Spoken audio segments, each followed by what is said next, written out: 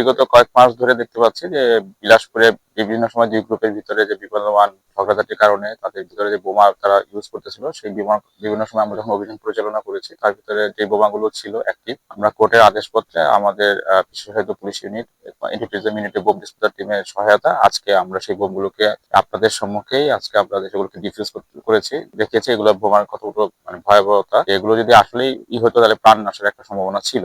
আমি আশা করব যে এলাকাবাসী তাদের এই বিষয়টাতে অনুধাবন করতে পারবেন যে জীবন নাশের আইটেম নিয়ে কখনো যেন তারা পারস্পরিক বিবদমান ঝগড়াতে যেন ব্যবহার না করেন। এতে সাধারণ লোকজনের জীবনযাত্রা মান যেমন নষ্ট হয়, জীবনের নিরাপত্তা থাকে, হুমকিও থাকে, এবং পাশাপাশি যারা আগামী শিশু প্রজন্ম তারাও এটা ভয়াবহতা থেকে যেন মুক্তি পায় সে ব্যাপারে আমাদের সবার সাথে কাজ করতে হবে।